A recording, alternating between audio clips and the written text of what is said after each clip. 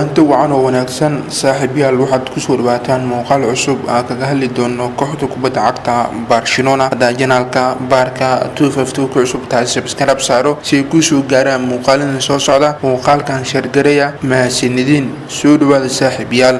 Barcelona ayaa xasuuq baan u geysatay kooxda Villarreal oo marti ugu ahayd garoonka Camp Nou kadib markii ay kaga soo adkaatay 4 gool eber xilli ay Blaugrana ay gacanta ku dhigtay 3 dhibic ugu horeysay horyaalka La Liga kal xil ciyaareedka cusub 2020 iyo 2021 qaybtii hore ciyaarta ayaa lagu kalnastay 4 gool eber ee ku gaaminaysay kooxda martida loo ahay ee Barcelona daqiiqadii 15aad Barcelona ayaa hoggaanka u qabatay ciyaarta waxaana hal gool eber ka dhigay Ansu Fati kadib markii goolkan ka caabiyay saaxiibkiisa Jordi Alba daqiiqadii 19aad markii ciyaarta ahayd Barcelona ayaa heshay goolka labaad ciyaarta waxaana 2 gool eber ka dhigay Ansu Fati xilli caabitaan goolkan oo lahay Philippe Coutinho daqiiqadii 35aad Barcelona ayaa loo dhigay hore waxaana gool u bedelay Leo Messi ciyaarta waxaana saas ay noqotay 3 gool eber oo ku gaaminaysay kooxda kubadda cagta Barcelona daqiiqadii 45aad markii ciyaartu ahayd Barcelona ayaa sii dheeraystay hoggaanka ciyaarta kadib markii uu gool iska dhaliyay xidig kooxda Villarreal waxaana dheeshidaas ay noqotay 4 gool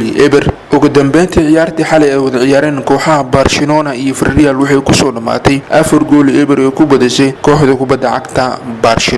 Barcelona ayaa kulanka xiga horyaalka La Liga dalka Spain waxay la ciyaari doontaa kooxda Celta Vigo 1 October 2020 taageere aragtidiina waad ku soo dhabi kartiin kulankii xalay ee Barcelona la ciyaartay kooxda Villarreal sidoo kale ay qaab ciyaareedka Ansu Fati iyo Philippe Coutinho komitiga noo soo reeba fikirkiina oo aynu muhiim waad ku maasniid daabashada muuqaalkan inta muuqaalka xiga isku arki doono sidaas iyo nabadgelyo.